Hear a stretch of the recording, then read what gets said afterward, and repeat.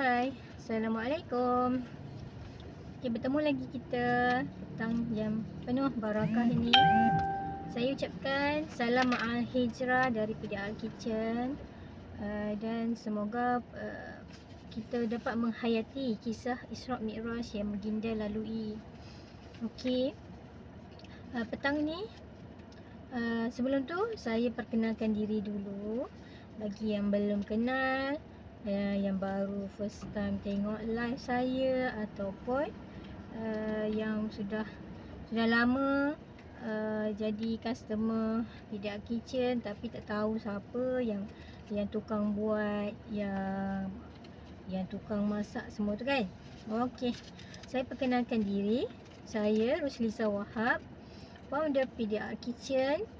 Kepakaran saya adalah menyelesaikan masalah rakyat Pahang, terutamanya yang berada di Selangor, dan juga penggemar-penggemar manisan ataupun dessert yang luar biasa untuk menikmati puding diraja yang sedap, lazat, lemak berkrim dan manis yang sangat-sangat disukai. Ataupun banyak feedback mengatakan rasanya yang manis ikut tekak, kena dengan tekak diorang. So mungkin ada antara korang juga yang pernah rasa puding diraja Cik QS. Bolehlah komen bagi feedback, betul ke diorang kata memang sangat sedap. Semua rata-rata alhamdulillah bila tanya.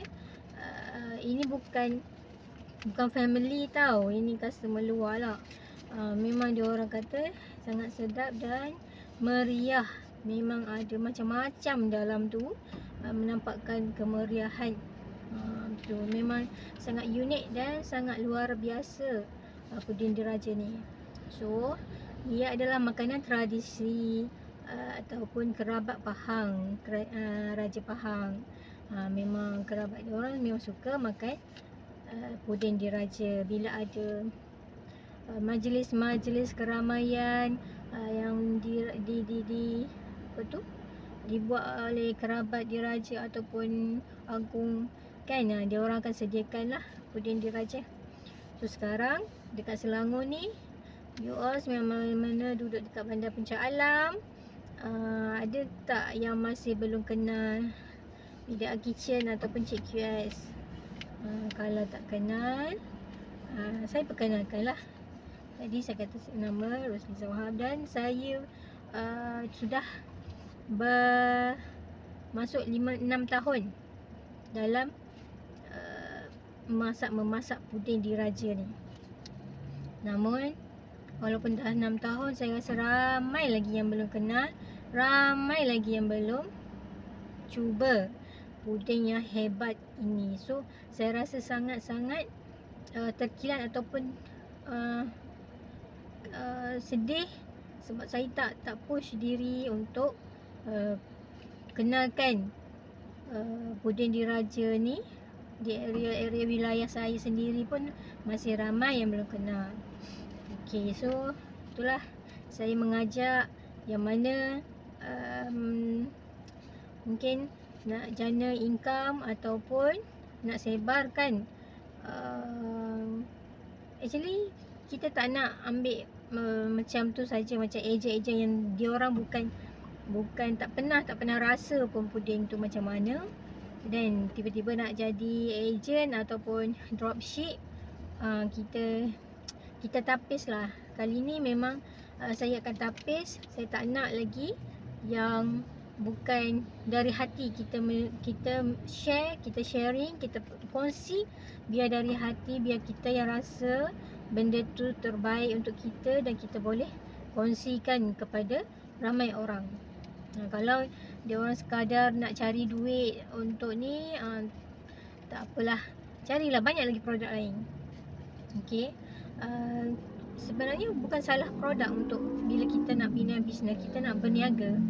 Apa-apa jenis produk pun tak jadi masalah. Bukan salah produk, tapi salah kita sendiri.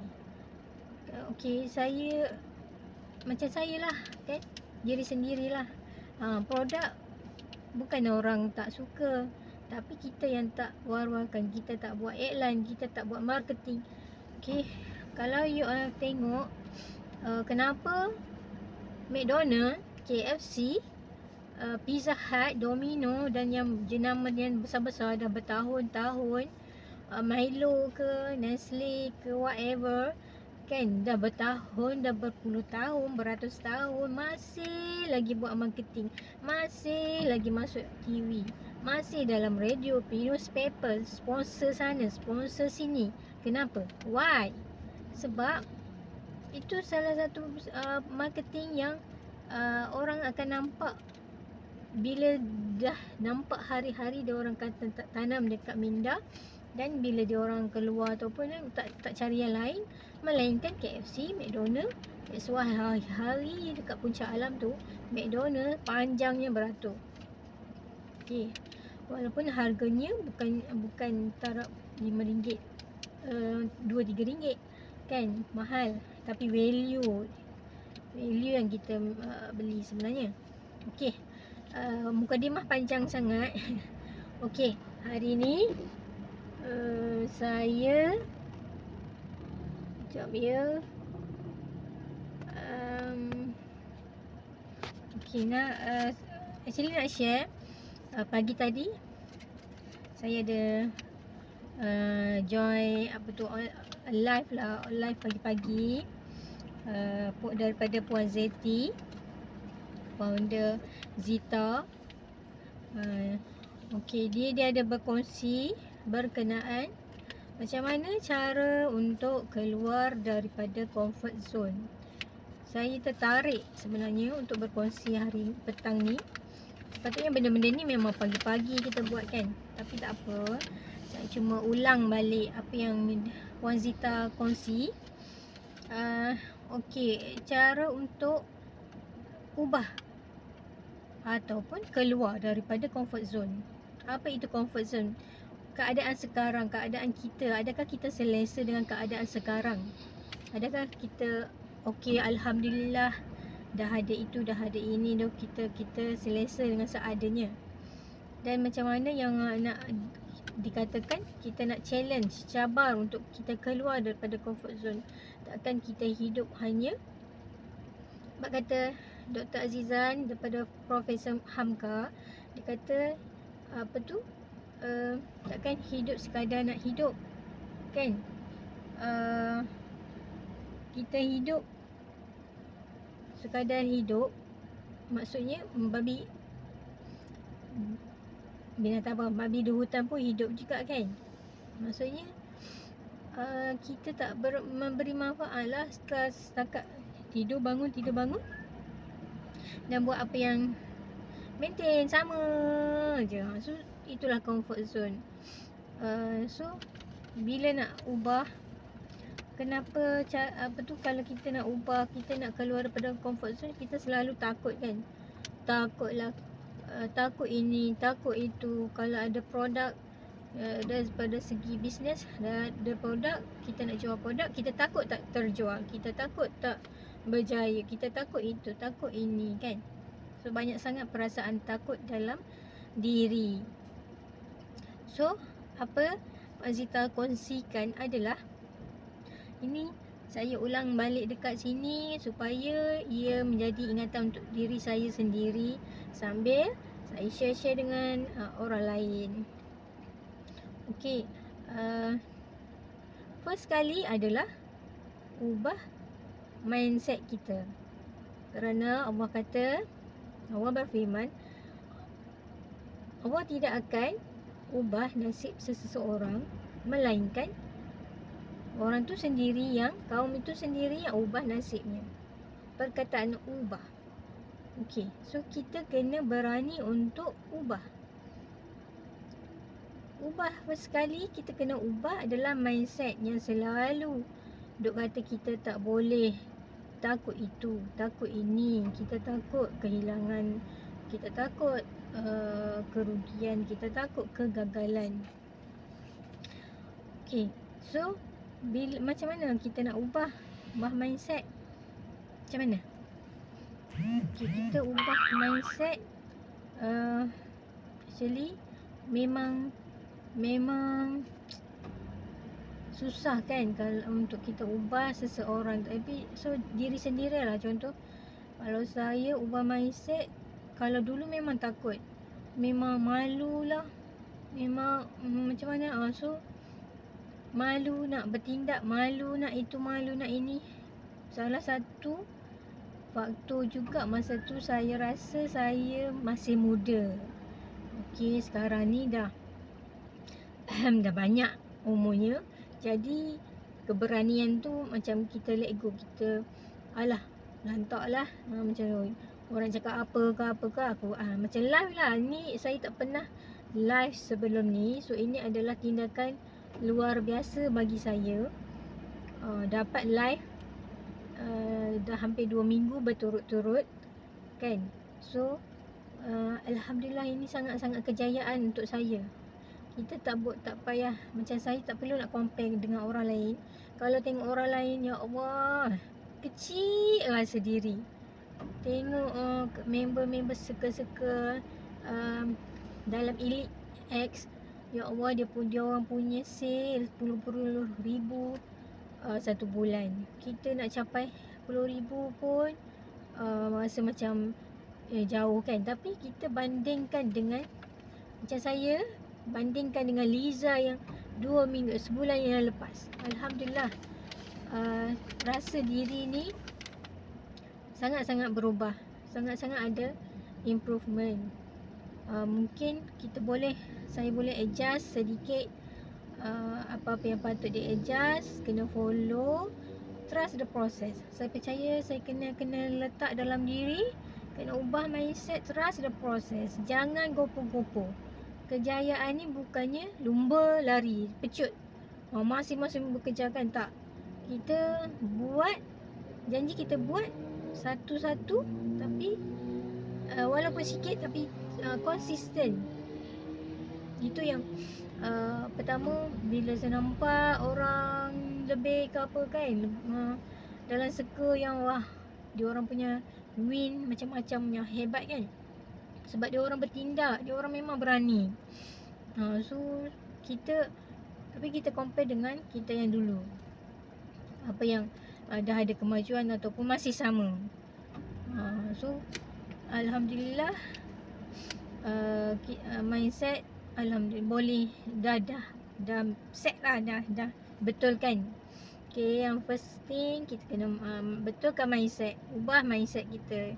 Jangan duk fikir negatif. Kita kena yakin, kena percaya diri sendiri, kesiankan diri sendiri. Kita kena sayangkan diri sendiri. Okay, kesian dengan kita punya diri. Kita tak percaya pada diri sendiri.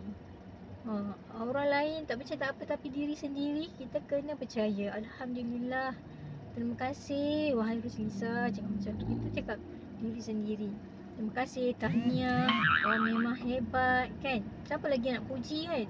Kita puji diri kita. Dalam diam-diam kita bercakap monolog antara diri kita.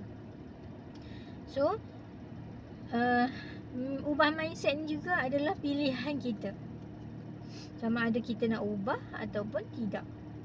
Okay, kalau kita nak, contoh kita nak bersedih, satu perkara berlaku, down, kita down. So adakah kita nak terus down ataupun nak ubah kepada positif? Itu pilihan kita.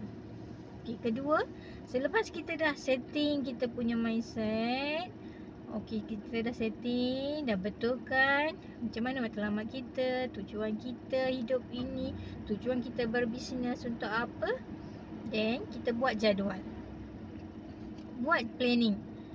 Planning penting untuk maksud kita dah ubah mindset, kita kena buat planning, supaya planning tu bukti untuk kita bahawa kita dah ubah mindset. Selama ni hidup tak ada jadual, hidup ikut suka, ikut mood. Kalau suka, kalau suka nak up status, up. Kalau tak nak, sudah kan. So sale pun macam tu, kadang-kadang nak buat sale, kadang-kadang diam. So sale pun ada masuk, ada tak, macam tu.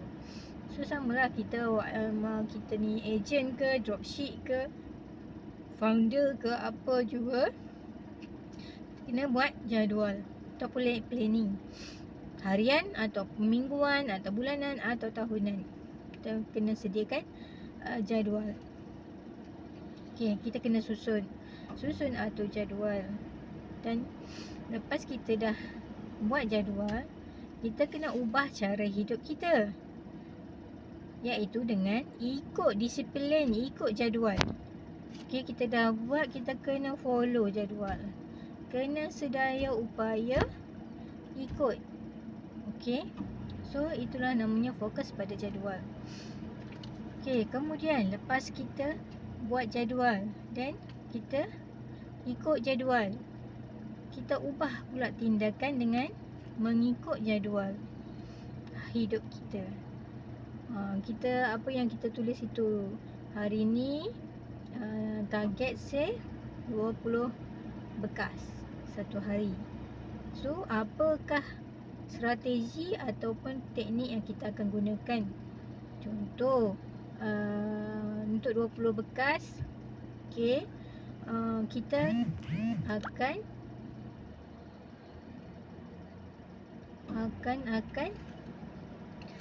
mungkin kita ada dropship.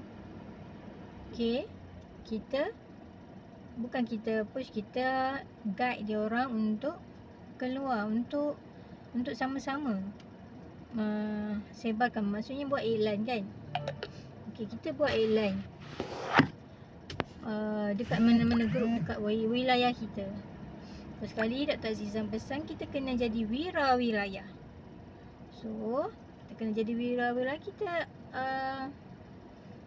up iklan dekat kawasan-kawasan kita, sekitar kita. Kita awareness, kita bagi tahu kita ada jual puding, kita ada jual yelah apa barang yang you all jual. So lama-lama orang akan kenal.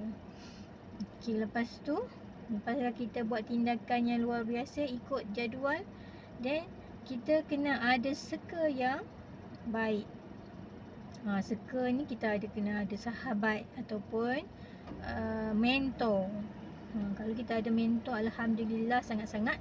Mentor ni boleh guide kita, boleh dengar kita bercerita apa masalah kita, apa yang betul yang kita kena buat. Okey. Dan sahabat ni lain dengan kawan.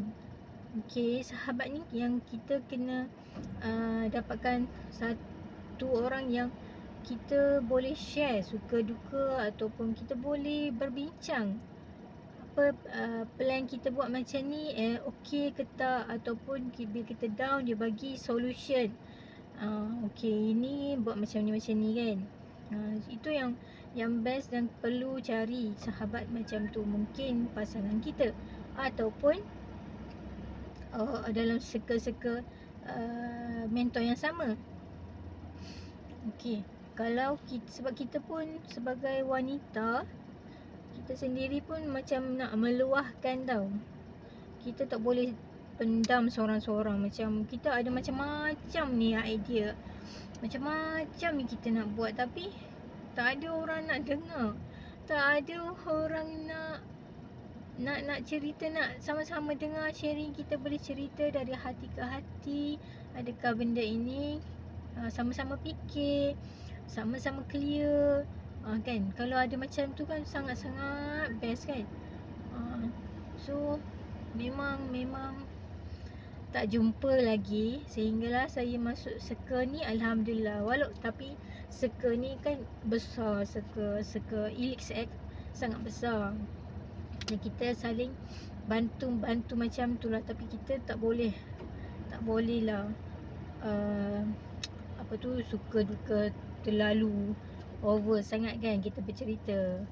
Generally boleh lah kan, tapi kita kena ada mentor ataupun seorang sahabat yang macam gila-gila macam kita, macam boleh ngam sangat.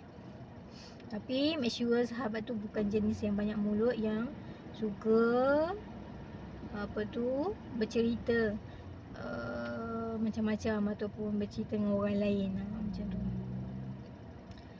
Okey, lepas tu bila kita dah ada circle yang baik, kita ada mentor yang hebat, yang boleh mendengar kita cerita, yang boleh bagi tahu kita apa itu ini, then kita kena start dengar. Stop degil. JD, jangan degil. Kita kena dengar, lepas tu okey, kita buat. Jangan melawan. Okey, lepas tu kita yang buat. Lepas dah ada semua, mentor pun cakap buat ini, kau ini macam ni, sahabat pun ada bagi advice. So kita pilih. Itu last kali, ini adalah second last. Pilihan in the end, pilihan adalah di tangan kita. Nak bertindak macam tu ataupun sebaliknya, ataupun nak berduka larut. Itu semua kita di tangan kita. Kita nak pilih apa. Okay, then bila kita dah pilih, last kali barulah kita serahkan pada Allah Subhanahu Ta'ala. Kita tawakal tu ala Allah. Okay, dan tu adalah last kali yang kita boleh buat. Sebab hanya Allah je yang tahu yang terbaik untuk kita. Kita cuma ikutlah, follow. Kita dah ubah mindset, kita dah ikut jadual, kita dah bertindak mengikut jadual, kita dah lakukan ikut perancangan kita, dan kita pun berkawan-kawan dengan circle-circle yang hebat, yang baik-baik, yang positif, dan ada guide daripada mentor dah cakap itu ini. Okey, dan kita pun dah dengar, kita pun dah stop degil, kita tak degil, kita ikut follow, then kita dah pilih yang terbaik bagi kita, yang kita rasa. Kita serahkan pada Allah. Semoga dipermudahkan apa yang kita pilih. Okey, Alhamdulillah. Ini sebagai learning point daripada sesi sharing daripada Puan Sita pagi tadi. Pertama, betul kita kena ubah mindset. Lepas ubah mindset, untuk buktikan bahawa kita memang nak berubah, kita kena buat jadual. Bila jadual kita proper, kita susun, kita tak membazir masa. Masa tu sangat bernilai. Saya rasa cepatnya masa berlalu. Sekarang dah 6.42. Okay, bila malam, bila sampai dekat rumah, Allahu Akbar, duduk baru lepas makan ni dah pukul 10 malam. Dah nak masuk tidur, dah mengantuk. Kan, tak sempat nak tengok anak buat kerja. Ya Allah, memang cepat masa berlalu. Terasa, tapi betul lah Pak Sita kata, bila susun jadual, so kita boleh cover semua. InsyaAllah kita boleh cover semua apa yang kita nak buat. So itulah saya pun terfikir, dan kita pun ada learning point yang dapat. Saya tak boleh dalam bina bisnes, saya tak boleh buat sorang-sorang.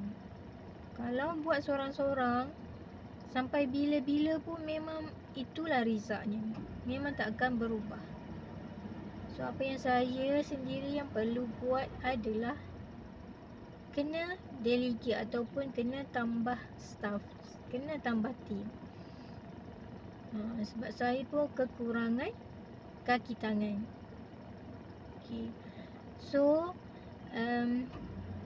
nanti kita akan plan untuk pengambilan staff lah. Ni insyaAllah kalau diizinkan partner sehidup semati tu, okay, kita akan ada staff untuk handle production. Yang penting production lah kan. Production tu sangat penting untuk seorang handle production, seorang marketing. Kena seruntukkan kita punya business kan. Takkan saya semua buat kan. Takkan founder yang semua daripada A to Z buat. Memang tak lah nak memang itu je lah yang dapatnya kan. So macam mana kita nak berkembang? So saya kena share. Dr. Azizan kata, kalau nak pergi jauh, kau kena share rezeki dengan orang. Jangan tamak. Betul tak? Jangan tamak. Cari team sale ataupun team whatever team, tambah staff untuk satu kerja boleh bagikan masing-masing. Kita tak perlu penat untuk buat itu. Kita fokus pada marketing, fokus pada bina brand. Sebab bina brand pun perlukan banyak masa. Nak kena fikir idea apa nak kena buat iklan apa, hari-hari nak post apa.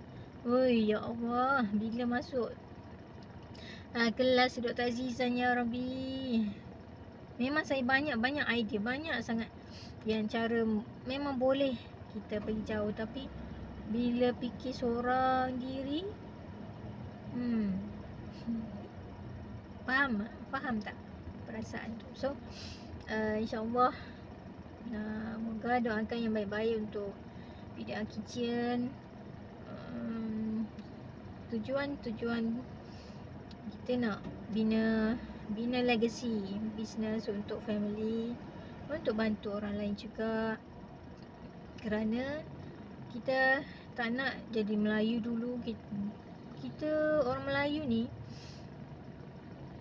buat bisnes, ibu ayah dulu berbisnes, tapi adakah dia tinggalkan untuk kita legacy bisnes? Tak macam Cina kan, bangsa lain dia bina bisnes 7 keturunan boleh support, maksudnya boleh continue bisnes tu walaupun kita dah tak ada. So itu yang paling matlamat yang utama sebenarnya. Harap dengan adanya bina bisnes Pudin Diraja ni, dia menjadi warisan sampai ke anak cucu nanti. Okay. So tak adalah dia orang tak tahu apa itu Pudin Diraja kan. Apa tu manisan kuih-kuih tradisional ni dia orang tak tahu. Dia orang sekarang tahu yang barat-barat, western sahaja. Itulah. Okey, saya pun dah agak panjang pula hari ni. Harap ada yang ada yang nak ubah hidup, yang ubah nasib. InsyaAllah Allah dah bagi tahu Allah tidak akan ubah nasib seseorang melainkan kita sendiri ubah. Okay, so battery going die. Kita pun dah sampai ke penghujung. Terima kasih yang sudi tengok, dan semoga apa yang saya kongsikan setiap hari sepanjang minggu ni memberi manfaat kepada penonton kan. Dan kalau ada pahala mungkin yang saya dapat, mohon doakan moga Allah sampaikan kepada kedua ibu ayah saya. Amin. Okey. Assalamualaikum. Jumpa lagi.